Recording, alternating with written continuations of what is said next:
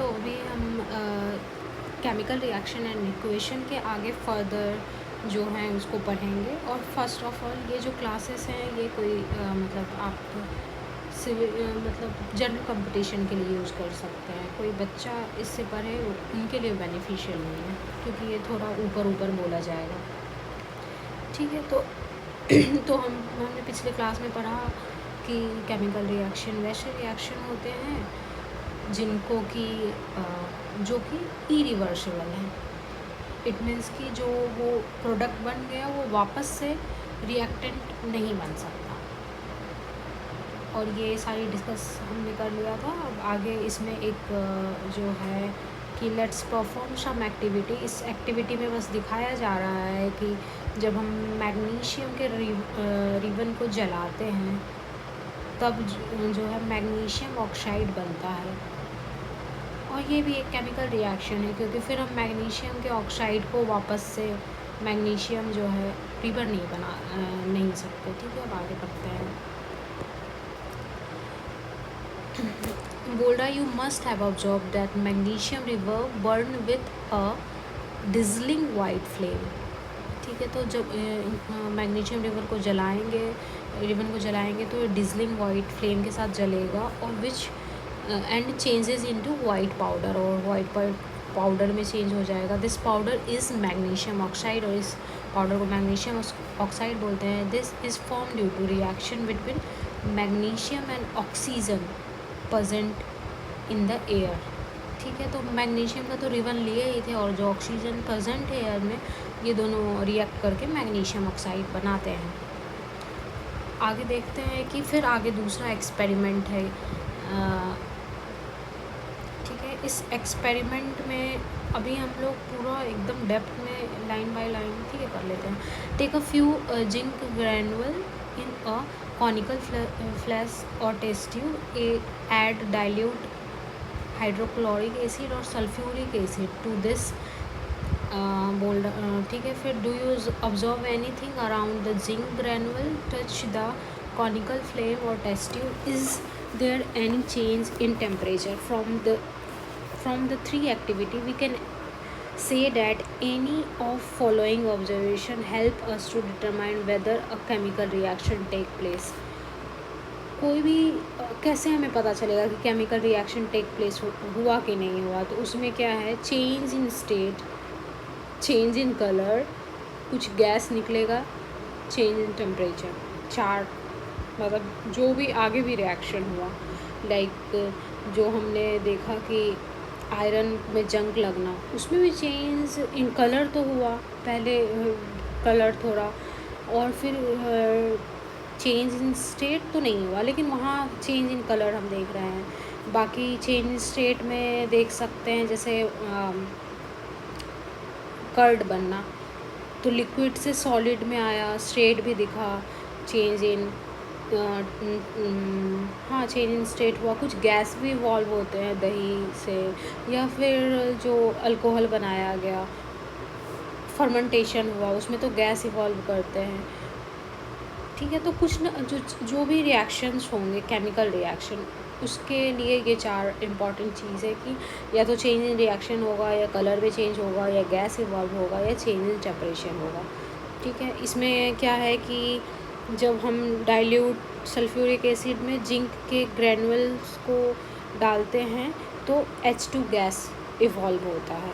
ये भी एक तरह का केमिकल रिएक्शन। ठीक है, as we observe the change around us we can see that there is a large variety of chemical reaction taking place around us. We will study about the various type of chemical reaction and their symbolic representation in this chapter. हम लोग बहुत सारे chemical reaction के बारे में पढ़ेंगे और उसका सिम्बॉलिक रिप्रेजेंटेशन भी इस चैप्टर में पढ़ेंगे। ठीक है, एक्टिविटी 1.1 के बारे में डिस्क्राइब किया हुआ है कि when magnesium river is burn in oxygen it get converted into magnesium oxide. This description of chemical reaction is reaction in a sentence form quite long forms are quite long. It can be written in a shorter form. The simpler way to write it in a form of word equation. Overall बस कुछ नहीं कहना चाह रहा, कहना यही चाह रहा है जो हम इतना पढ़े कि मैग्नीशियम रिवन रिएक्शन किया, ऑक्सीजन से मैग्नीशियम ऑक्साइड बना, उसको हम ऐसे सिंपल जो है वर्ड इक्वेशन फॉर्म में लिख सकते हैं। क्या रिएक्टेंट है और क्या प्रोडक्ट है। मैग्नीशियम था और ऑक्सीजन मिला, दोनों रिएक्टेंट हुए, जो दोनों रिएक्ट करेंगे वो दोनों रिएक्टेंट हुए, और आगे जो प्रोडक्ट बना मैग्नीशियम ऑक्साइड वो प्रोडक्ट हुआ। द सब्सटेंस दैट अंडरगो, जो केमिकल रिएक्शन में जाता है उसको, जैसे कि मैग्नीशियम और ऑक्सीजन गया, उसको रिएक्टेंट बोलते हैं। And the new substance magnesium oxide जो फॉर्म हुआ उसको रिएक्टेंट बोलते of the reaction, during reaction उसको प्रोडक्ट बोलते हैं। ठीक है। The word equation show change in reactant to product दो an arrow placed between them. ठीक है। The reactants are written on the left hand side with a plus sign between them. Similarly, product are written on the right hand side with plus sign between them. ठीक है। बस एक तरीका बता रहा है, कुछ भी रिएक्शन हुआ मान लेते हैं कि क्या हम बना दें। हाँ ठीक है, वाटर है, सॉरी हाइड्रोजन है, ऑक्सीजन है, ये रिएक्शन किया, H2O बनाया। यही जो यही एक बस यही बताना चाह रहा है कि हाँ जो रिएक्टेंट होंगे जो लेफ़्ट साइड में है, जो जो मिल रहे हैं उनमें प्लस साइन होगा, एक एरो बनेगा, आगे जाके जो बना वो प्रोडक्ट है। कुछ खास नहीं है, ये तो हम लोग पढ़ चुके हैं ये पहले। ठीक है। अब बोल रहा है writing a chemical equation in is there any other short way to represent chemical equation? Chemical equation can be made more concise and useful if we use chemical formula instead of word. A chemical equation represent a chemical reaction. If you recall the formula of magnesium oxide and magnesium oxide, ठीक है, उस तरीके से भी लिख सकते थे, magnesium plus oxygen plus oxide. लेकिन उससे भी एक सिंपल तरीका हो गया कि भाई उसका आप जो क्या बोलते हैं उसको वर्ड यूज़ कर लें जो पीरियोडिक टेबल में जैसे सिंबल्स यूज़ कर लें तो वो और इजी हो जाएगा। लाइक मैग्नीशियम के लिए Mg, ऑक्सीजन के लिए O2 और मैग्नीशियम ऑक्साइड के लिए MgO। ठीक है। Count and compare the number of atom of each side on the LHS and RHS of the arrow. Is the number of atom of each side of each element same on the both side? मतलब आप बनाए फिर आपको count करना है कि इधर एक मैग्नीशियम है तो क्या इधर भी एक मैग्नीशियम है। ठीक है। फिर देखते हैं if not then equation is unbalance. अगर ऐसा नहीं है तो ये इक्वेशन अनबैलेंस है, because the mass is not the same on the both side of equation. Such chemical equation is a skeleton chemical equation for the reaction. Such chemical equation is a skeleton chemical equation for the reaction is। ठीक है। जैसे कि ये है 1 point, इसमें क्या देख रहे हैं कि मैग्नीशियम एक है, O2 दो, O2 है, इधर आ करके देख रहे हैं कि मैग्नीशियम भी एक है, ऑक्सीजन इधर 2 था इधर एक ही है। इसका मतलब है कि ये बैलेंस नहीं है।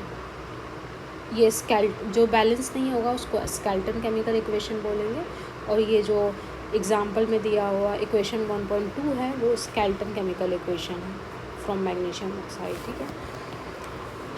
आगे पढ़ते हैं। अब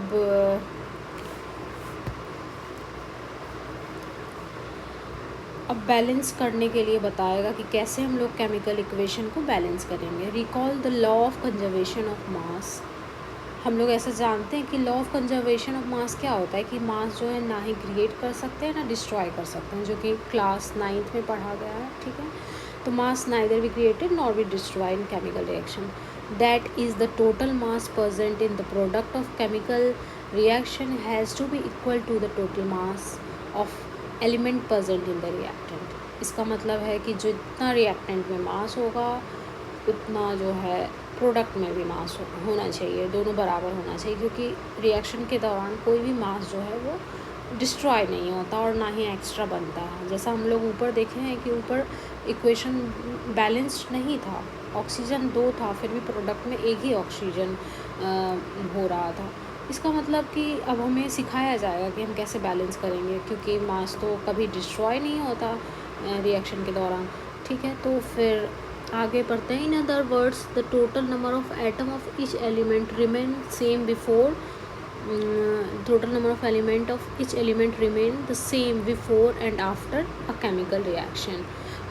Hence we need to balance the skeletal chemical equation. ये क्वेश्चन अभी तक to be honest skeleton chemical equation term हम अभी पढ़े तो होंगे पर मेरे ध्यान में नहीं था, अभी सुनने को मिल रहा है और काफ़ी इंपॉर्टेंट है, पूछ भी लेगा इसमें से कौन सा स्केल्टन केमिकल इक्वेशन है, तो मे भी हम कंफ्यूज हो जाएं कि शायद ये किसी इक्वेशन का नाम है, लाइक जैसे हर्वर्स इक्वेशन होता है जिसमें कि अमोनिया बनता है, वैसा कुछ हम सोचने लगेंगे। पर एक्चुअल में क्या, जो अनबैलेंस्ड केमिकल इक्वेशन होते हैं उसी को स्केल्टन केमिकल इक्वेशन कहते हैं। अब इसमें हम लोगों को आगे बताया जा रहा है कि कैसे हम लोग बैलेंस करना सीखेंगे। ठीक है, जैसे अब इसमें जिंक है प्लस सल्फ्यूरिक एसिड है, जो जिंक सल्फेट प्लस हाइड्रोजन हो रहा है।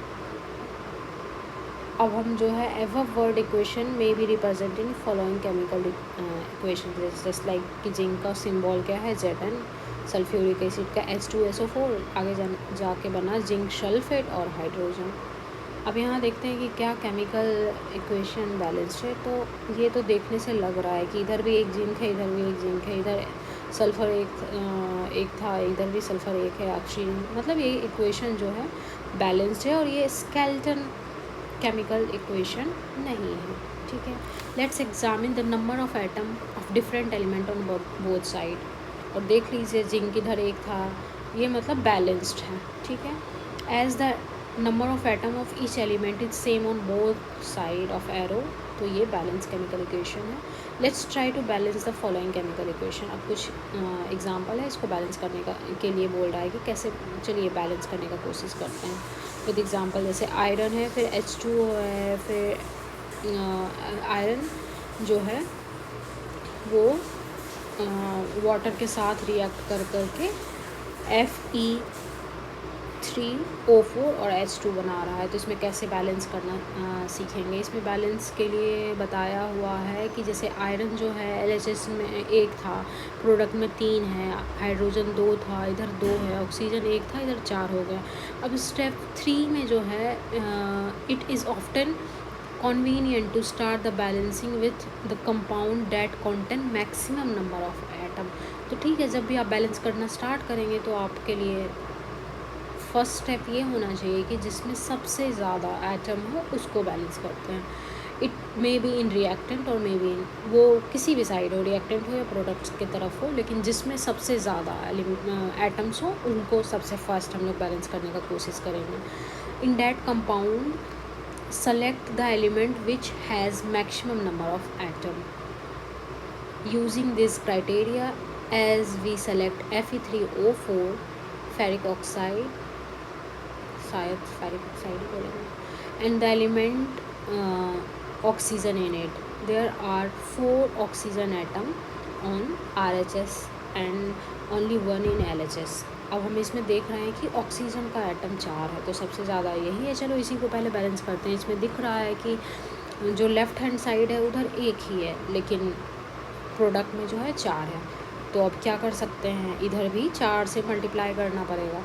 तो हम लोग ऐसे किए हैं कि 4 से मल्टीप्लाई कर दिए हैं इधर, ताकि ऑक्सीजन बैलेंस हो। अब ठीक है, to equalise the number of atom it must be remembered that we can not alter the formula of compound और element involve in the reaction. For example, to balance the oxygen atom we can put coefficient 4 as 4H2O, not H2O2 और H2O का मतलब ऐसे under 4। इसका मतलब है कि जब भी हम बैलेंस करेंगे तो हम ऐसा नहीं कि उसके फॉर्मूला से छेड़छाड़ करने लगे, हम पूरे जैसे वाटर है तो वाटर का 4 मॉलिक्यूल ले सकते हैं, ना कि हम उसके इक्वेशन को ही चेंज कर दें, H2O4 लिख दें या फिर H2 वाटर के ही ऐसे इस तरीके से कर दें, हमेशा आगे लगेगा। नाउ पार्शियली बैलेंस इक्वेशन जो है बिकम हो चुका है। अब आगे देखना है कि चलो ऑक्सीजन को तो हमने बैलेंस कर लिया, आगे क्या क्या बैलेंस होना बाकी है। अब हम लोग आयरन और हाइड्रोजन एटम देखते हैं जो कि अभी भी बैलेंस नहीं है। Pick any of this element and to proceed further, let's balance hydrogen atom in the partial balance equation. अब हम लोग पहले हाइड्रोजन एटम को बैलेंस करेंगे। To equalise the number of hydrogen, make the number of molecule of hydrogen S4 on RHS। मतलब अब हम देखेंगे कि हाइड्रोजन एटम जो है बैलेंस करने के लिए क्या हो गया। अब हमारे पास ऑक्सीजन को बैलेंस करने के चक्कर में अब हमारे पास 8 हाइड्रोजन हो गया, क्योंकि ऑलरेडी 2 था और 4 से मल्टीप्लाई किए टोटल 8 हो गया। अब इधर तो 2 ही था तो इधर भी 4 से मल्टीप्लाई करना पड़ेगा, लाइक दिस।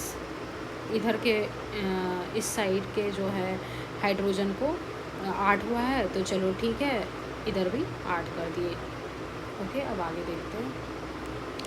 अब examine एवव equation and pick up the third element which is not balance. अब तीसरा कौन सा बच गया? इनिशियल अभी हमारा आयरन बच गया जो अभी भी बैलेंस नहीं था। तो हम देखते हैं कि राइट हैंड साइड में 3 आयरन है तो उसको बैलेंस करने के लिए हम लोग लेफ़्ट हैंड साइड में जो है 3 से मल्टीप्लाई कर देंगे। इट मीन्स कि बैलेंस्ड हो गया है, ठीक है। तो ठीक है। फिर अब finally to check the correctness of balance equation we have count the atom of each element on the both side of the equation. ठीक है, हम बैलेंस कर लिए सारे एटम को, अब काउंट कर लेते हैं हाँ बैलेंस्ड है कि नहीं है। Okay, the number of atom on the both side of equation are equal. अब जो है नंबर ऑफ एटम जो है दोनों साइड इक्वल हो गया। 3 आयरन है, इधर भी 3 आयरन हो गया, इधर 8 हाइड्रोजन है तो इधर भी 8 हाइड्रोजन हो गया। ऑक्सीजन 4 हुआ तो इधर भी 4 हो गया। इसका मतलब इक्वेशन बैलेंस है, ठीक है, इक्वेशन बैलेंस हो गया। This method of balancing the chemical equation को जो है हीट एंड ट्रायल मेथड बोलते हैं, ठीक। As we make trial to balance the equation by using smallest whole number as coefficient. जैसे कि हम लोग smallest whole, hit and trial बोलते हैं क्योंकि हम लोग स्मॉलेस्ट होल नंबर डाल करके ट्रायल करते हैं कि हाँ चलो बैलेंस करने का, ठीक है। Writing symbol of physical state. अब carefully examine the above balance equation. Do this equation tell anything about the physical state of each reactant and product? No information has been given in this equation about their physical state. ठीक है, अभी equation तो हमने balance कर दिया, लेकिन अभी एक केमिकल रिएक्शन में हम उसके फिज़िकल स्टेट क्या है। फिज़िकल स्टेट मतलब वो लिक्विड स्टेट में है, सॉलिड, जैसे कि आयरन है, जनरली आयरन सॉलिड स्टेट में ही रहता है तो हाँ ठीक है। जब रिएक्शन चल रहा था तो आयरन सॉलिड स्टेट में था, कि क्या हुआ वो भी ऐड करना हम लोगों को होता है, ठीक है। तो does this equation tell anything? इस इक्वेशन में तो नहीं बताया था ऊपर, अभी तक तो हम नहीं देखे आयरन क्या है, सॉलिड है, लिक्विड है, क्या है, वाटर क्या किस स्टेट में है। अब आगे हम लोग देखते हैं, क्योंकि ज़रूरी नहीं है कि वाटर हमेशा लिक्विड स्टेट में रिएक्शन करे। आयरन से तो वाटर स्टीम फॉर्म में ही रिएक्शन करता है, according to me. Like I am not that much sure, but मेरे अनुसार से, ठीक है। फिर देखते हैं। To make chemical equation more informative, the physical state of the reactant and product are mentioned along their chemical formula. The gaseous, liquid and aqueous and the solid state of reactant and product are represented by notable, जैसे gas के लिए G लिख देंगे, liquid के लिए L लिख देंगे, aqueous solution के लिए AG लिख देंगे, solid के लिए S respectively. The word aqueous is written if reactant or product present in a as a solution in water. अब हम aqueous जैसे लिक्विड के लिए लिक्विड लिख रहे हैं, फिर aqueous क्यों? तो एक्वस तब लिखते हैं जबकि रिएक्टेंट या प्रोडक्ट जो हो present as solution in water, मतलब वाटर में प्रेजेंट है एज सॉल्यूशन। जैसे डाइल्यूट, मतलब वो उसमें वो लिक्विड फॉर्म में ऑलरेडी है पर उसमें वाटर में ऐसा प्रेजेंट हो, तो हम बोलते हैं जो रिएक्टेंट या प्रोडक्ट हो वाटर को छोड़ करके कोई भी और। तो word aqueous is written if reactant or product is present as solution in water, ठीक है, तब aqueous बोलते हैं। ठीक है, इसको हम बाद में देखते हैं कि क्या है एग्जैक्ट। फिर है आयरन। आयरन जो है सॉलिड स्टेट में है, वाटर जो है गैसेस स्टेट में था रिएक्शन में, और फिर जो आयरन का ऑक्साइड बन रहा है वो भी सॉलिड स्टेट में और हाइड्रोजन गैस में। Not that the symbol G is use with hydrogen to indicate that with water to indicate that this reaction water is used in form of steam। हाँ, मतलब मेरा सही मानना था कि आयरन जो है हमेशा स्टीम फॉर्म ऑफ वाटर से ही रिएक्ट करता है। Usually physical state are not indicated in chemical equation unless it is necessary to specify them. Generally क्या होता है कि इसके फिजिकल स्टेट को नहीं इंक्लूड किया जाता है केमिकल इक्वेशन में जब तक कि necessary unless it is necessary to specify them, जब तक कि मान लीजिए स्पेसिफाई करना बहुत ज़रूरी ना हो। Sometime reaction conditions such as temperature, pressure, catalyst etc. क्या क्या टेम्परेचर, प्रेशर और catalyst for the reaction are indicated above और बिलो द एरो। लाइक मान लेते हैं कि कार्बन मोनोऑक्साइड का हाइड्रोजन के साथ रिएक्शन हुआ जो कि क्या बनाया, मीथेनॉल बनाया। अब इस मीथेनॉल में वो ये कि प्रेशर क्या था, तो 340 atm प्रेशर उस पर लगा। तो ये सब भी कभी कभी इंडिकेट किया जाता है, जैसे कि 6 molecule of carbon dioxide, 6 molecule of water, sunlight और क्लोरोफिल के प्रेजेंट में ग्लूकोज और ऑक्सीजन बनाते हैं। तो इसमें सनलाइट और क्लोरोफिल जो है ये भी इंडिकेट किया गया है। ठीक है, अब इसमें आप एक बात बताइए कि जो ये आउट ऑफ बॉक्स है, कि आउट ऑफ बॉक्स नहीं है लेकिन बायोलॉजी का क्वेश्चन है कि जो ये ऑक्सीजन है ये कहाँ से आता है, क्या ये कार्बन डाइऑक्साइड से टूटा है या वाटर से टूट के यहाँ आया है। तो ये जो होता है ये वाटर से टूट करके ऑक्सीजन आगे बनता है। ठीक है, अब क्वेश्चन है कि why should a magnesium ribbon to be cleaned before burning in air. फिर है write a balance equation of following chemical reaction, जैसे ये हाइड्रोजन प्लस क्लोरीन जो कि हाइड्रोजन क्लोराइड बनाते हैं, बैरियम क्लोराइड, अमोनियम सल्फेट। आपको जो बैलेंस करने सिखाया गया है एक्चुअली में हम तो कोई मतलब क्लास 10th का हमको लिखना नहीं है जो कि हम इसको इतना पढ़ें ये क्वेश्चंस को। ओवरऑल हम लोग अभी क्या पढ़े हैं, अभी तक हम लोग यही पढ़े हैं केमिकल रिएक्शन क्या होता है, केमिकल रिएक्शन इरिवर्सिबल होता है। अब एक केमिकल रिएक्शन हुआ तो उस रिएक्शन को बैलेंस कैसे करते हैं, बैलेंस में एटम्स को बैलेंस करना होता है। हिट एंड ट्रायल मेथड के बारे में सीखे हैं। हिट एंड ट्रायल में हमने सीखे हैं कि जिसमें सबसे ज़्यादा एटम हो उसको सबसे पहले बैलेंस करेंगे, धीरे धीरे बैलेंस करेंगे, और ज़रूरत पड़ने पे किस फेज़ में वो एलिमेंट है लाइक लिक्विड जो भी मॉलिक्यूल जिस फेज़ में है उसको भी रिप्रेजेंट करेंगे। सम टाइम कौन सा कैटलिस्ट प्रेजेंट हुआ है, कितने प्रेशर पे प्रेजेंट हुआ है, वो भी रिप्रेजेंट करते हैं। बस अब आगे चलते हैं टाइप ऑफ केमिकल रिएक्शन।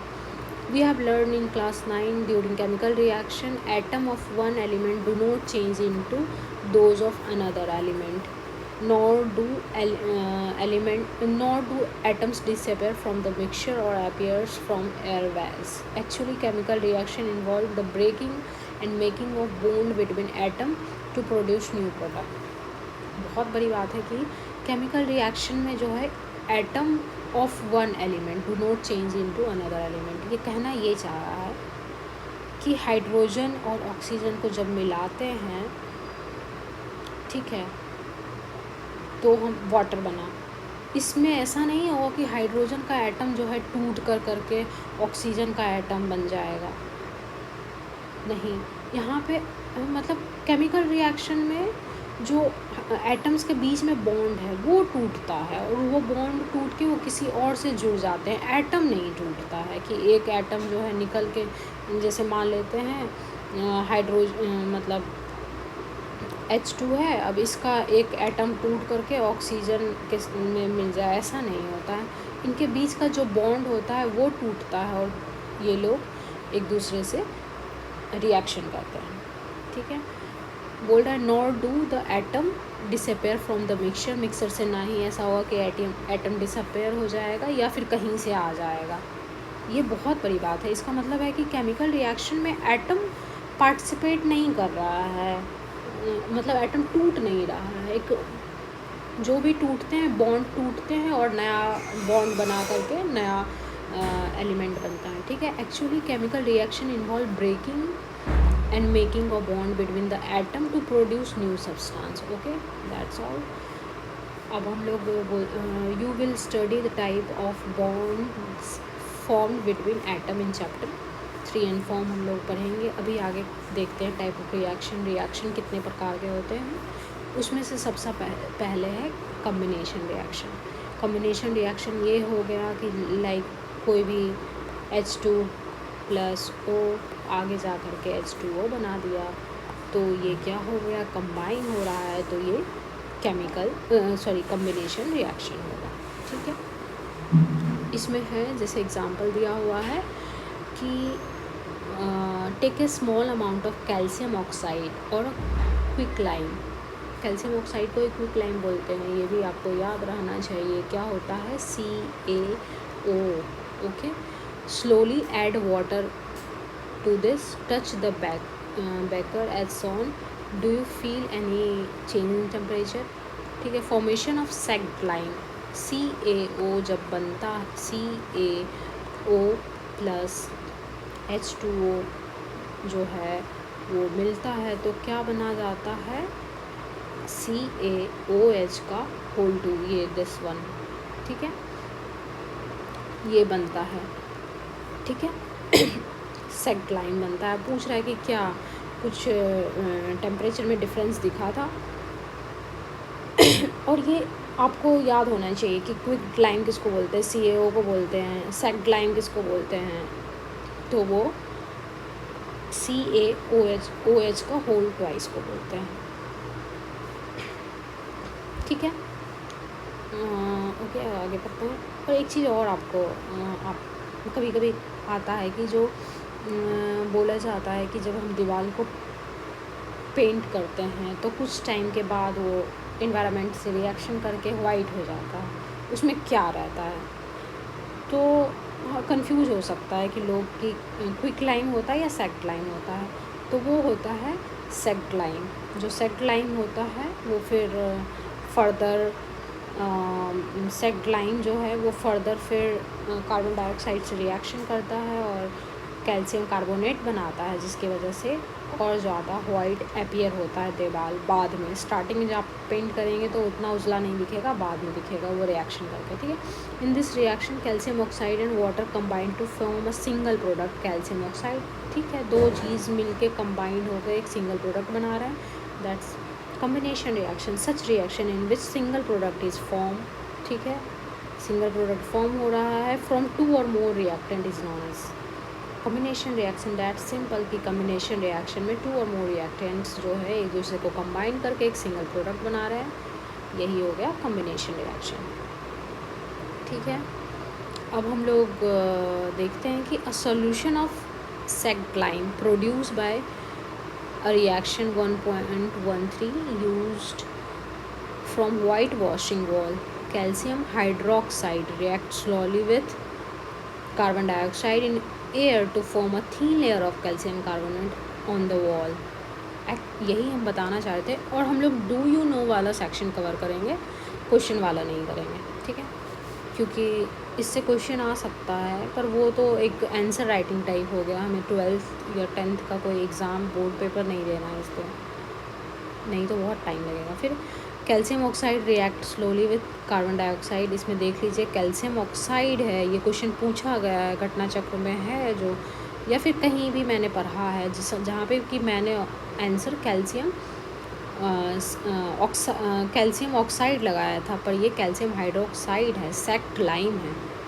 ठीक है, सेक्ट लाइम रिएक्ट कर रहा है, ना कि क्विक्ड लाइम। तो ये हम लोग अपने बात मतलब माइंड में रखेंगे आगे क्वेश्चंस के लिए। ठीक है, thin line of calcium carbonate on the wall बनाता है, जिसकी वजह से जो है calcium carbonate is form after 2 or 3 days of white washing and gift shining finishing to the wall. It is interesting to note that the chemical formula of marble is also calcium carbonate. और हमें मतलब ठीक है, ये जो white sign होता है 2-3 दिन बाद, ये कैल्शियम कार्बोनेट के फॉर्मेशन की वजह से होता है, जो कि कैल्शियम हाइड्रोक्साइड हवा में प्रेजेंट कार्बन डाइऑक्साइड से रिएक्ट करते हैं, उसकी वजह से होता है। और हमें एक एडिशनल इन्फॉर्मेशन बताया जा रहा है कि मार्बल का भी जो फॉर्मूला होता है वो कैल्शियम कार्बोनेट ही होता है।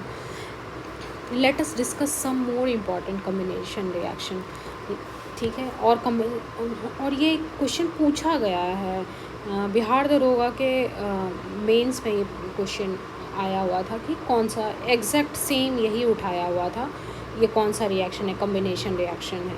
तो कॉम्बिनेशन रिएक्शन का एग्जांपल में ये कि कैल्शियम प्लस ऑक्सीजन क्या बन रहा है, सॉरी कार्बन प्लस ऑक्सीजन जो है क्या बना रहा है, कार्बन डाइऑक्साइड। ये एग्जैक्ट सेम था, मैच द फॉलोइंग, एक साइड कॉम्बिनेशन रिएक्शन, दूसरा साइड ये इक्वेशन। ठीक है, तो इक्वेशन भी डायरेक्ट पूछ रहा है तो it's important. Formation of water from H2 gas और O2 गैस। अब ये भी जो है कॉम्बिनेशन रिएक्शन का एक एग्जांपल है। तो हम लोग 2 एग्जांपल यहाँ पे बताया गया है कि बर्निंग ऑफ कोल्स जो कि कार्बन प्लस ऑक्सीजन मिलके बना रहा है, और दूसरा है फॉर्मेशन ऑफ वाटर जो कि हाइड्रोजन प्लस ऑक्सीजन मिलके बना रहा है। ठीक है, ऊपर में कार्बन डाइऑक्साइड बना रहा था, नीचे जो है वाटर बना रहा है, दोनों जो है कॉम्बिनेशन रिएक्शन। ऑफ कोर्स इसमें कोई रटने का इक्वेशन का ज़रूरत नहीं है, 2 चीज़ कंबाइंड हो रहे हैं, सिंगल चीज़ बना रहा है, कॉम्बिनेशन रिएक्शन है। In simple language we can say that when 2 or more substance या फिर एलिमेंट और compound combine to form a single product, इसी को बोलते हैं combination reaction. We also observe that large amount of heat is evolve. हम ये भी देख रहे हैं कि ये जब रिएक्शन होता है तो लार्ज अमाउंट ऑफ हीट जो है वो रिलीज़ होता है, जो हम वो कैल्शियम ऑक्साइड को रिएक्ट करवा रहे थे क्विक लाइम को वाटर से, उसके बारे में है ये। ठीक है, 1 पॉइंट, हाँ, इसमें उससे जो है large amount of heat produce होता है to make this make the reaction mixture warm, और इसकी वजह से जो होता है वो रिएक्शन वार्म हो जाता है। इसीलिए उसमें पूछ रहा था कि क्या आपको कुछ फील हुआ है कि क्या टेम्परेचर बढ़ा है। हाँ, तो यही है, the reaction in which heat is release along with the formation of product, उसी को एक्सोथर्मिक रिएक्शन बोलेंगे, जहाँ एनर्जी निकल रहा है, एक्सो निकल रहा है, थर्मिक टेम्परेचर से रिलेटेड है, हीट निकल रहा हो या एनर्जी निकल रहा हो, तो एक्सोथर्मिक रिएक्शन है। जहाँ पे किसी रिएक्शन को स्टार्ट करने के लिए एनर्जी चाहिए वो एंडोथर्मिक रिएक्शन होगा। तो अभी आप बता सकते हैं कि कोई एंडोथर्मिक रिएक्शन का एग्जांपल, मेरे समझ से respiration is a endothermic reaction, क्योंकि हमारा वहाँ ATP बर्न होता है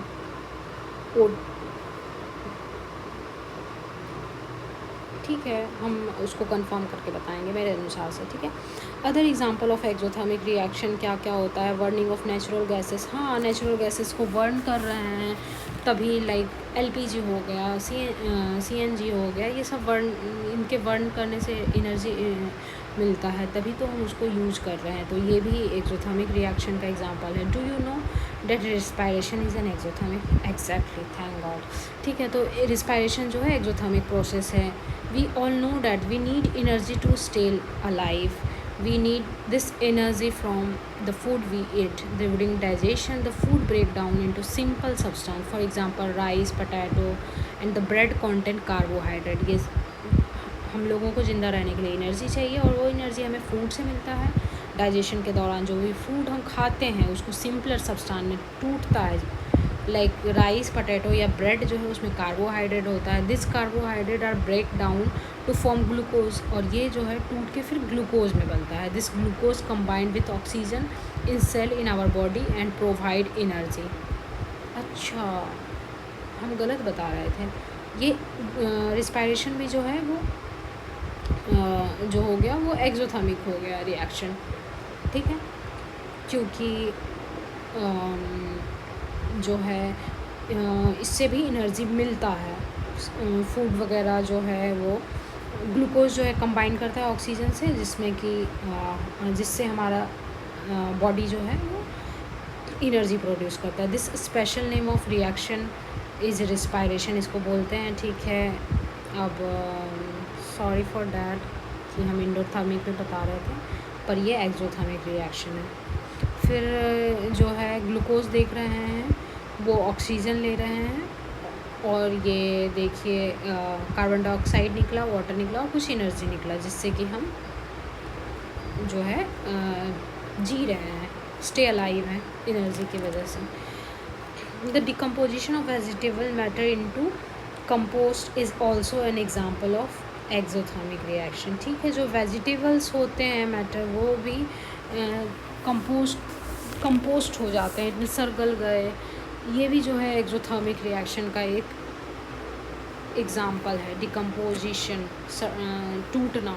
वेजिटेबल जो भी मान लीजिए ऑर्गेनिक मैटर है, उसका डिकम्पोजिशन भी एक एक्सोथर्मिक रिएक्शन है. तभी तो शायद मीथेन वगैरह बनाया जाता है इससे, कचरे से. Identify the type of reaction take place in the activity 1.1 where heat is given out along the formation of single product. ये किस 1.1 रिएक्शन कहाँ है भाई? अब ठीक है, 1.1 रिएक्शन वो बोल रहा है, हम देखने क्यों जाएं. बोल रहा है कि हीट निकल रहा है तो एक्सोथर्मिक ही होगा.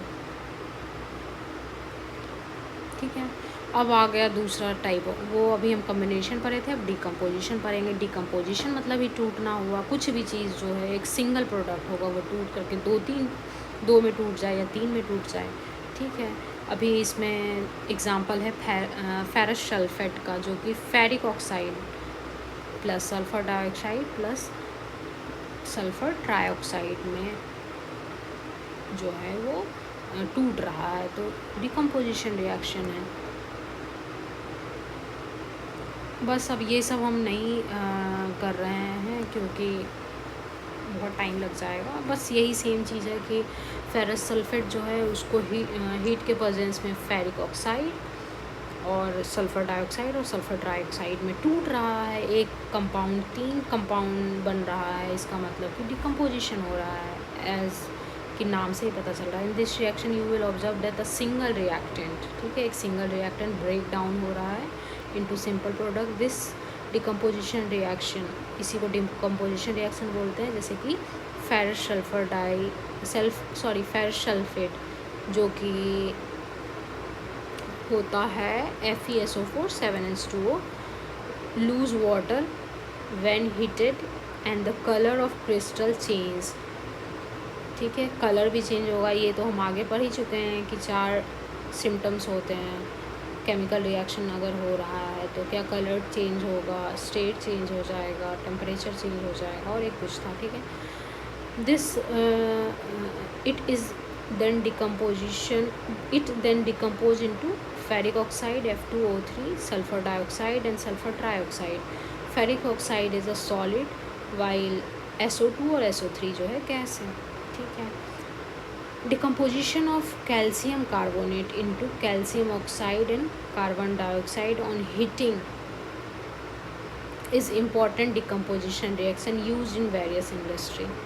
अभी यही सेम इक्वेशन को हम लोग पढ़ रहे थे कि कैसे बनेगा कैल्शियम कार्बोनेट लाइमस्टोन. अभी कम्बिनेशन रिएक्शन में पढ़े हैं. अभी हम इसका डिकम्पोजिशन में पढ़ रहे हैं कि जब रिवर्स कर दिया जाए, हिट दिया जाए, तो कैसे कैल्शियम कार्बोनेट जो है कैल्शियम ऑक्साइड और कार्बन डाइऑक्साइड में टूटता है। क्विकलाइन जिसको बोलते हैं कैल्शियम ऑक्साइड में, हालांकि वहाँ पे कैल्शियम हाइड्रोक्साइड था, लेकिन कैल्शियम हाइड्रोक्साइड कैसे बना? कैल्शियम हाइड्रोक्साइड भी तो कैल्शियम ऑक्साइड से ही बना था। ठीक है, कैल्शियम ऑक्साइड इज़ कॉल्ड क्विकलाइन। ठीक है, ये बार बार बहुत जगह पूछता है कि क्विकलाइन का फॉर्मूला क्या होता है, तो याद रहना चाहिए। क्विकलाइन कैल्शियम ऑक्साइड और साल्टलाइन calcium hydroxide. It has many usages. One of manufacturing of cement बनाने में इसका यूज़ होता है। While when the decomposition of reaction is carried out by heating, it is called thermal decomposition. जब किसी चीज़ को तोड़ने के लिए हीट का ज़रूरत पड़ रहा है तो थर्मल डिकम्पोजिशन बोलेंगे, कुछ ऐसा अलग तो है नहीं। ठीक है, अब हम इसमें आगे पढ़ते हैं। Heating lead nitrate and emission of nitrogen oxide. ठीक है, ये भी डिकम्पोजिशन रिएक्शन का है कि हम लोग ऑब्जर्व करेंगे emission of brown forms, this forms are nitrogen dioxide. अब रिएक्शन क्या होता है? जब हम लोग लीड नाइट्रेट को, ठीक है, लीड नाइट्रेट को हीट करते हैं तो लीड ऑक्साइड, नाइट्रोजन डाइऑक्साइड और ऑक्सीजन ऐसा जो है वो निकलता है। देख रहे हैं सिंगल रिएक्टेंट है, 3-4 प्रोडक्ट बन रहे हैं, टूट रहा है तो डिकम्पोजिशन रिएक्शन होगा। अब खुद इसमें हर कोई रिएक्शन तो याद नहीं करेंगे, देखेंगे कि दोनों तरफ एटम सेम है कि नहीं है। कुछ जो चीज़ रिएक्ट हुआ भी नहीं, इधर दूसरा चीज़ बन रहा है, तो वो कहाँ से सही, वो होगा ही नहीं। मान लेते हैं यहाँ हम लोग पीवी लेड का बात कर रहे हैं, अब इधर प्रोडक्ट में जो है आयरन दे दिया, तो हाँ ऑफकोर्सली वो गलत होगा, आयरन तो था ही नहीं, हम यूज़ ही नहीं किए।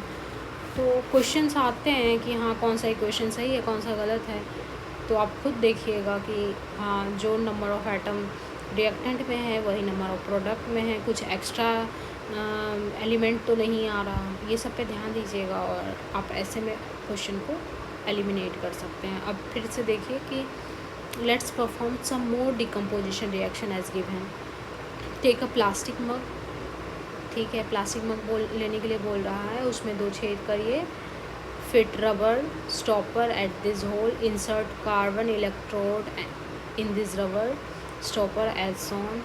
ठीक है, इतना पढ़ते नहीं है, बस देखते हैं कि क्या क्या है और आगे एक्सप्लेन ज़रूर किया होगा। ठीक है, प्लास्टिक मग लिए, उसमें जो है ये रबर स्टॉपर लिए हैं, कैथोड है। कैथोड क्या होता है?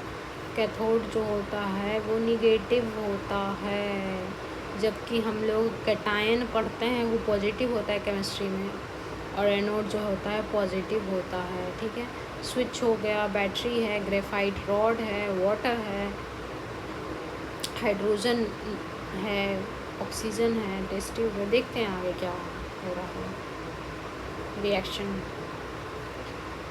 उसके बारे में तो कुछ है ही नहीं, छोड़िए, आई डोंट थिंक सो। अब आगे देखते हैं। You have seen that white silver chloride turn into gray in sunlight. This is due to decomposition of silver chloride into silver and chloride by light. बोल रहा है कि आपने देखा होगा कि सिल्वर क्लोराइड को अगर सनलाइट में रखते हैं तो वो जो है ग्रे कलर हो जाता है सनलाइट। क्यों? क्योंकि वो जो है हीट के प्रेजेंस में, सनलाइट जो है टाइप ऑफ हीट है, उसके प्रेजेंस में टूट जाता है सिल्वर और क्लोराइड में। तो ये कि भी क्या हो गया, थर्मल डिकम्पोजिशन होगा, क्योंकि इसको हीट चाहिए तो टूटने के लिए, और यही जो है ग्रे कलर दिख रहा है। फिर आगे देखते हैं यार, सिल्वर ब्रोमाइड जो है वो भी टूट रहा है सिल्वर और ब्रोमाइड में, same way silver bromide also behave in same way. The above reaction is used in black and white photography. Yes yes yes, this one is important. ठीक है, ब्लैक एंड वाइट फ़ोटोग्राफी में AGBR use होता है। Acid rain में क्या use होता है? AZRE। ठीक है, एसिड रेन। ओके, याद रखिएगा कि एसिड रेन में जो होता है AGI यूज होता है, AGVR फोटोग्राफी में यूज होता है। What form of energy is causing this decomposition reaction? Sunlight है भाई, सनलाइट से हीट एनर्जी मिल रहा होगा। We have seen that decomposition reaction require energy either in form of heat, light, electricity और breakdown for the breakdown of reactant. Reaction in which energy is absorbed is known as endothermic reaction. पहले हम देखे हैं कि composition reaction में generally energy release हो रहा था, वो एक्सोथर्मिक का था, लेकिन वही जब हम डिकम्पोजिशन तोड़ने की बात करते हैं तो हमें जो है एनर्जी चाहिए तोड़ने के लिए। तो ये रखिएगा कि जनरली ऐसा ही हो रहा है। अभी तक तो हमने जो भी एग्ज़ाम्पल देखा है तो कंपोजिशन में एनर्जी रिलीज़ होता है और डिकम्पोजिशन में एनर्जी जो है देना पड़ता है, इसलिए एंडोथर्मिक है और वहाँ एक्सोथर्मिक था।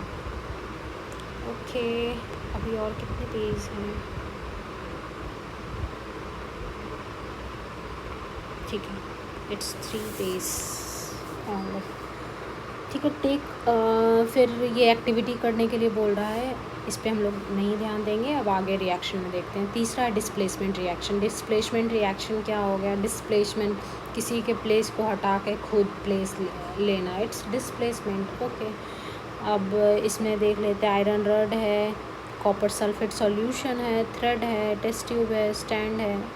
अब इतना तो नहीं पढ़ेंगे हम लोग क्योंकि बहुत ज़्यादा टाइम कंज्यूमिंग होगा। ओवरऑल ये सारा चीज़ यहाँ लिखा ही होता है तो पढ़ने का कुछ खास फ़ायदा नहीं है। तो देखते हैं कि यहाँ क्या हो रहा है। इसमें बोल रहा है कि आयरन नेल है, iron nail take out from the copper sulphate.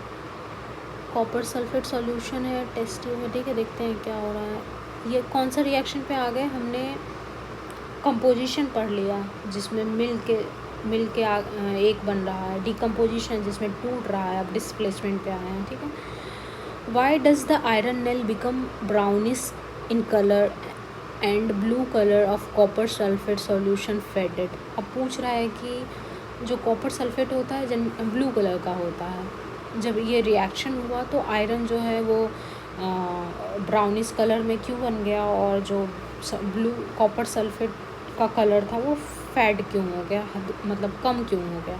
अब देखते हैं कि आयरन है, कॉपर सल्फेट का एक सोल्यूशन लेते हैं जो कि आयरन क्या कर रहा है, कॉपर सल्फेट को मतलब डिस्प्लेस करके, क्योंकि हम डिस्प्लेसमेंट रिएक्शन के बारे में पढ़ रहे हैं, खुद आ रहा है और आयरन सल्फेट बना रहा है। ठीक है, इसके वजह से आयरन सल्फेट की वजह से उसका कलर जो है ब्राउन हो गया था, और जिस कॉपर सल्फेट की वजह से ब्लू कलर दिख रहा था अब तो कॉपर सल्फेट नहीं बना है, इसलिए उसका कलर फेड मतलब ख़त्म, हल्का हो गया। In this reaction iron displace और remove another element copper from copper sulphate solution, इसीलिए इसको डिस्प्लेसमेंट रिएक्शन बोलते हैं। जब हम किसी चीज़ को डिस्प्लेस कर रहे हैं तो डिस्प्लेसमेंट रिएक्शन हो गया। ठीक है, एग्जाम्पल ऑफ डिस्प्लेसमेंट रिएक्शन क्या हो गया? जिंक ऑक्स, और भी आगे। एक तो हमने देखा ही आयरन जो है कॉपर सल्फेट को डिस्प्लेस करके खुद आयरन सल्फेट बन रहा था और कॉपर को एक एलिमेंट की तरह छोड़ रहा था। जस्ट लाइक दैट जिंक भी जो है कॉपर सल्फेट को रिप्लेस करके खुद जो है जिंक सल्फेट बन रहा है।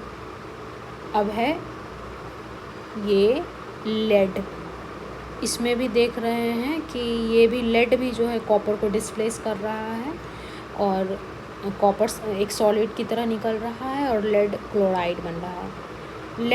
Zinc and lead are more reactive element than copper, they displace copper from its compound.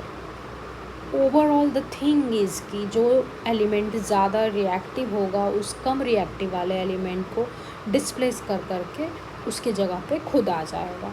एक पूरा एक सीरीज़ लिखा हुआ है इसके बारे में, अभी मुझे एग्जैक्ट नहीं पता, पर हाइड्रोजन जो है वो भी डिस्प्लेस करता है। जनरली हाइड्रोजन सबको नहीं करता, पर ये 5 एलिमेंट ऐसे हम लोगों ने 11th में याद किया था: सोना, चांदी, तांबा, पारा, प्लेटिनम। सोना, चांदी, तांबा, पारा, प्लेटिनम। ये 5 ऐसे एलिमेंट हैं ना जो कि इनको ईज़िली कोई भी डिस्प्लेस कर सकता है, क्योंकि ये रिएक्टिविटी सीरीज़ में जो है सबसे कम रिएक्टिव है, इसलिए। Okay done. तो अगर कोई ऐसा रिएक्शन आए तो ये 5 को तो ध्यान में रखिएगा, जो भी हैं बाकी इससे ऊपर ही हैं, इसलिए। Okay done. फिर अब हम लोग आगे देखते हैं कि यू हैव ऑब्जर्व दैट, अब डबल डिस्प्ले, वो डिस्प्लेसमेंट रिएक्शन ख़त्म हो गया, अब डबल डिस्प्लेसमेंट हो रहा है कि मतलब दोनों एक दूसरे के जगह को डिस्प्लेस करेगा। That's all. You have observed that white substance which is insoluble in water is formed. This insoluble substance formed is known as precipitate. Any reaction that produce precipitate can call precipitation reaction. Okay?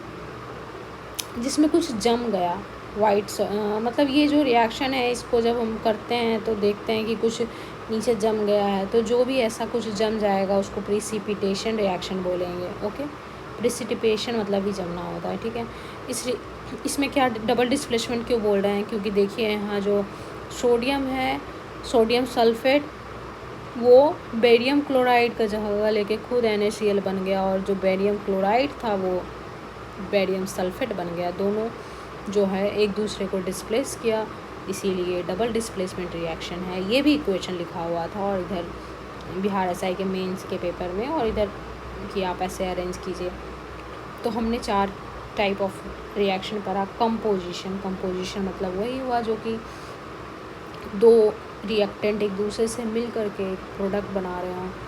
Decomposition, जहाँ एक reactant टूट करके 3-4 product बन रहे हो, नाम से ही पता चल रहा है। आप इक्वेशन इसमें रटने की कोई ज़रूरत नहीं है, आप देख के समझ सकते हैं। फिर डिस्प्लेसमेंट रिएक्शन है, यहाँ पे एक ही कोई एलिमेंट होगा जो दूसरे को डिस्प्लेस करेगा। उसमें भी क्या है कि जो खुद ज़्यादा रिएक्टिव है वो लेस रिएक्टिव वाले को डिस्प्लेस करेगा। इट्स इम्पॉर्टेंट, ठीक है। डबल डिस्प्लेसमेंट में दोनों एक दूसरे को डिस्प्लेस करेगा, ये उसके जगह पे, वो उसके जगह पे चला होगा, ठीक है। अब आगे देखते हैं इसका काउज क्या है। The white precipitate of barium sulphate is formed by the reaction of SO4 2- and Ba2+. The other product form in sodium chloride which remains in solution. Such reaction in which there is an exchange of ion between reactant is called double. Overall हमको कोई इस equation को याद नहीं करना है, सीधे यहाँ जानना है कि कोई भी ऐसा रिएक्शन जिसमें जो है एक्सचेंज ऑफ आयंस हो रहे हैं रिएक्टेंट में, रिएक्टेंट खुद एक दूसरे को एक्सचेंज कर रहा है आयंस को, तो वो डबल डिस्प्लेसमेंट रिएक्शन होगा। मतलब ये यहाँ जा रहा है, वो यहाँ जा रहा है, ठीक है। अब हम लोग जो है सीधे ऑक्सीडेशन रिएक्शन पे आ जाते हैं। ऑक्सीडेशन क्या होता है, रिडक्शन क्या होता है, ठीक है। अब है क्या कि ठीक है, इसमें बस देख लेते हैं क्या क्या है। बर्नर है, ट्रिपोड स्टैंड है, वायर गेज है, china dish containing copper powder, ठीक है। The surface of copper powder become coated with black copper oxide.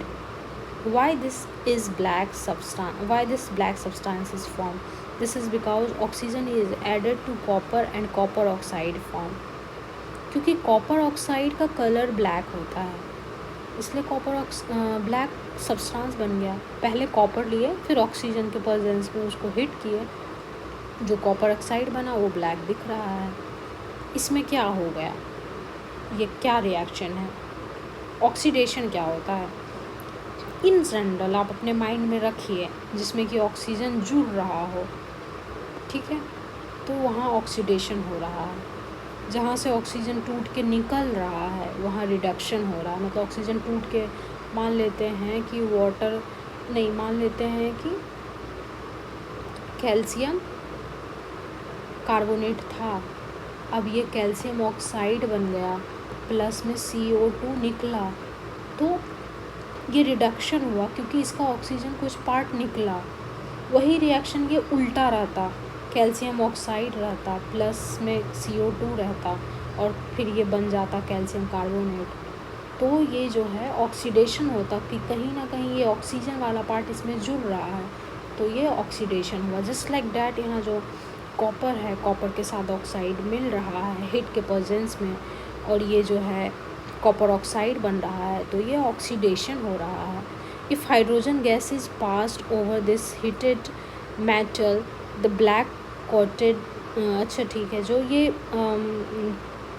Copper oxide बन गया, उसके ऊपर से अगर ऑक्सीजन के गैस को हम पास करते हैं तो ये ब्लैक कोटेड सरफेस जो है वो फिर ब्राउन टर्न हो जाता है, as the reverse reaction take place and copper is obtained. देखिए ये रिवर्सिबल रिएक्शन है, कॉपर को ऑक्सीजन के प्रेजेंस में हीट कर ये कॉपर ऑक्साइड बन जाएगा। अब कॉपर ऑक्साइड को फिर हाइड्रोजन के प्रेजेंस में रिएक्ट करवाइए तो कॉपर बन जाएगा, तो फिर से वो अपने कलर में, ओरिजिनल कलर में, ब्राउन कलर में आ जाएगा और वाटर फॉर्म होगा। यहाँ कौन सा ऑक्सीडेशन है, कौन सा रिएक्शन है, देख रहे हैं कि यहाँ ऑक्सीजन जुड़ रहा है तो ऑक्सीडेशन होगा, यहाँ हाइड्रोजन जुड़ रहा है ये रिडक्शन होगा। If substance gain oxygen during reaction it is said to be oxidise. If substance lose oxygen during the reaction it is said to be reduce. अब हम ये नहीं देखेंगे कि हाइड्रोजन जुड़ ही रहा है तभी रिडक्शन होगा, हो सकता है कि ऑक्सीजन उसका टूट के निकल रहा हो, जस्ट लाइक डैट कि यहाँ कॉपर ऑक्साइड में इसका ऑक्सीजन टूट के निकला तो ये रिड्यूस हुआ। ठीक है, इसमें copper oxide is losing oxygen and being reduce, hydrogen is gaining oxygen is being oxidized. In other words, one reactant get oxidized while other get reduced during the reaction, इसी को redox reaction कहते हैं। In general हम बता रहे हैं कि जैसे ऊपर वाला है इसमें सिर्फ ऑक्सीजन जो है जुड़ा, दूसरा कोई और एलिमेंट था नहीं, तो इसको सीधे हम यही मान लेंगे कि इस रिएक्शन में ऑक्सीडेशन हुआ। लेकिन ये जो नीचे वाला रिएक्शन है इसमें ऑक्सीडेशन प्लस रिडक्शन दोनों हो रहा है। अब कौन सा ऑक्सीडाइज हो रहा है, कौन सा रिड्यूस हो रहा है, इसमें बोला जा रहा है कि कॉपर जो है अपना ऑक्सीजन लूज किया, सिर्फ कॉपर एलिमेंट बन गया, तो ये जो है रिड्यूस हुआ। वही हाइड्रोजन जो है ऑक्सीजन गेन किया तो वो ऑक्सीडाइज हो गया। और जिस रिएक्शन में दोनों ऑक्सीडेशन और रिडक्शन होता हो तो उसको रेडॉक्स रिएक्शन बोलते हैं या ऑक्सीडेशन रिएक्शन बोलते हैं। जैसे यहाँ दिया है कि कॉपर ऑक्साइड जो है रिड्यूस होकर के कॉपर बन जा रहा है, लेकिन वही हाइड्रोजन जो है ऑक्सीडाइज होकर के वाटर बन जा रहा है। ठीक है, और अदर एग्जांपल देख लेते हैं रेडॉक्स रिएक्शन का। इसमें क्या, कौन रिड्यूस हो रहा है, कौन ऑक्सीडाइज हो रहा है। तो जिंक से ऑक्सीजन हटा, इसका मतलब ये रिड्यूस हुआ, लेकिन वही जिसमें कार्बन में ऑक्सीजन जुड़ा तो ऑक्सीडाइज हो गया। जिसमें ऑक्सीजन जुड़ेगा वो तो डेफिनेटली ऑक्सीडाइज हुआ, उसमें ऑक्सीजन आया, लेकिन जिससे ऑक्सीजन निकला वो रिड्यूस हुआ। जस्ट लाइक डैट MnO2 में जो है प्लस HCl देते हैं तो MnCl2 बना और 2H2O बना प्लस Cl2 बना। इसमें क्या हो रहा है, इसमें क्या, कौन ऑक्सीडाइज हो रहा है, कौन रिड्यूस हो रहा है। तो इसमें जो है कि कार्बन, छोड़िए हम अपने से बोलते हैं फिर आगे करेंगे। इसमें क्या हो रहा है कि मैग्नीशियम ऑक्साइड जो है वो रिड्यूस हो रहा है क्योंकि उसका ऑक्सीजन निकला, और वही जो हाइड्रोजन है HCl का वो ऑक्सीडाइज हो रहा है क्योंकि उसमें ऑक्सीजन जुड़ा और वो वाटर बन गया। और साथ ही साथ ये अब क्लोरीन क्या हो रहा होगा, मेरे अनुसार से ये क्लोरीन जो है इससे हाइड्रोजन निकला तो ये भी जो है ऑक्सीडाइज हो रहा है, और यही जहाँ पे रिडक्शन और ऑक्सीडेशन दोनों हो रहा हो तो उसी को बोलते हैं रेडॉक्स रिएक्शन। ओके, ठीक है, अब आगे हम लोग चलते हैं। In reaction carbon is oxidize to CO and zinc oxide is reduce to Zn, HCl is oxide to, ठीक है, हम बोल रहे थे HCl जो है Cl ऑक्सीडाइज हो रहा है, जबकि टू जो है वो रिड्यूस होकर करके, क्योंकि इसका ऑक्सीजन रिलीज हुआ है MnO2 का, तो रिड्यूस होगा। और ये जो HCl का क्लोरीन है वो जो है ऑक्सीडाइज हुआ क्योंकि उसका H निकला। ज़रूरी नहीं है कि ऑक्सीजन से ही रिलेटेड हो, हाइड्रोजन भी जो है उसका रिलीज हुआ तो वो रिड्यूस हुआ, सॉरी ऑक्सीडाइज हुआ, हाइड्रोजन रिलीज हुआ तो ऑक्सीजन रिलीज होता है तो वो रिड्यूस होता है। अदरवाइज़ अगर हाइड्रोजन रिलीज हो रहा है तो ऑक्सीडाइज हुआ। कार्बन में ऑक्सीजन मिला तो CO बना तो ऑक्सीडाइज हुआ। जिंक ऑक्साइड जो है रिड्यूस होकर के जिंक बना क्योंकि उसका ऑक्सीजन निकला उससे। From the above example we can say that if a substance gain oxygen और लूज हाइड्रोजन। इससे हम क्या, ये इम्पॉर्टेंट है, बहुत इम्पॉर्टेंट हुआ ओवरऑल कि हम लोग ऊपर से क्या सीखे कि अगर कोई सब्सटेंस है या तो ऑक्सीजन गेन करता है या हाइड्रोजन को लूज़ करता है ड्यूरिंग ए रिएक्शन तो उसको ऑक्सीडाइज बोलते हैं। क्या, ऑक्सीजन गेन किया तब भी ऑक्सीडाइज, हाइड्रोजन जो उसके पास था वो लूज़ किया तब भी ऑक्साइड किया। इफ़ सब्सटेंस लूजेज ऑक्सीजन और गेन हाइड्रोजन तो उसको रिड्यूस बोलते हैं। अगर उल्टा कि अगर सब्सटेंस जो है लूज़ किया, ऑक्सीजन उसका निकल गया या फिर हाइड्रोजन गेन किया तब रिड्यूस बोलते हैं। तो ये एकदम बहुत इम्पॉर्टेंट है, इससे आप कोई भी रिएक्शन में क्या, कौन सा ऑक्सीडाइज हो रहा है, कौन सा रिड्यूस हो रहा है वो पता चल जाएगा, और इसमें क्या ऑक्सीडाइज हो रहा है, क्या रिड्यूस। ठीक है। When magnesium river burn with dazzling flame in air, मतलब oxygen change into white substance magnesium oxide, तो क्या हो रहा है, मैग्नीशियम ऑक्साइड बन रहा है। ऑफकोर्सली वो ऑक्सीडाइज हुआ होगा। बस अब आगे देखते हैं कि what you observe the effect of oxidation reaction. हमारे डे टू डे लाइफ में ऑक्सीडेशन रिएक्शन का क्या क्या है, तो कोरोसन, जो जंग लगता है, ये क्या है, इसमें तो दोनों रिएक्शन होता है, oxidation plus reduction according to me. आगे पढ़ते हैं। यू मस्ट ऑब्जर्व द कि आयरन जो है article are shiny when it is new but it get coated with reddish brown powder when you left for some time. This process is commonly known as rusting of iron. Some other metal also get tarnished in this manner. Have you noticed that color of the coating from copper and silver when the metal is attacked by substance around such as moisture, acid, it is said to be corrode, and this process is called corrosion. The black color on silver, the green color on copper, and other example of corrosion. corrosion क्या होता है, ये भी एक जो है हमारे oxidation का मान लीजिए तो एक मतलब रिएक्शन का जो है एक एग्जाम्पल है। क्या होता है कि जब आप नया नया आयरन को देखेंगे तो वो बहुत शाइन करेगा, लेकिन आप कुछ दिन के लिए उसको खुले, मतलब कुछ दिन छोड़ दीजिए तो वो रेडिश ब्राउन कलर का हो जाएगा। ठीक है। तो क्या हुआ उसमें, रस्टिंग ऑफ आयरन हुआ। उसमें क्या हो गया कि जो एयर में प्रेजेंस है O2 मॉइस्चर, उसके प्रेजेंस में आकर के जो है आयरन वो ऑक्सीडाइज कर गया। ठीक है, ओके। इसीलिए वो ब्राउनिश कलर अपीयर हो जाता है। और सिर्फ इसी में नहीं है, इवन कॉपर, सिल्वर, ये सब भी जो है वो उन सब में भी जंग नहीं बोल सकते हैं, कोरोड बोलते हैं, मतलब इंग्लिश टर्म, लेकिन जैसे लोहे में जंग लगता है तो उनमें भी होता है। और ये सारे प्रोसेस ऑक्सीडेशन के हैं। तो जैसे सिल्वर पे ब्लैक कलर आया, ये भी ऑक्सीडेशन है। वही ग्रीन कलर जो है कॉपर पे आया, वो भी जो है वो इसी का कोरोजन का ही एग्जांपल है। Corrosion cause damage to car body, bridge, iron nails, ship and all object made up of metal, specially those from iron. ठीक है, कोरोजन जो है बहुत डैमेज कर रहा है। कार का बॉडी हो गया, ब्रिज हो गया, आयरन रेलिंग्स हो गया, शिप हो गया, जो भी ऑब्जेक्ट हैं made up of specially iron, corrosion की वजह से जो है वो डैमेज हो रहे हैं। Corrosion of iron is a serious problem, ये बहुत सीरियस प्रॉब्लम है। Every year an enormous amount of money is spend to replace the damage of iron, बहुत पैसा खर्च होता है। ठीक है। अब रेन CDT क्या होता है? हैव यू एवर टेस्ट और स्मेल द फैट और oil containing food material left for a long time?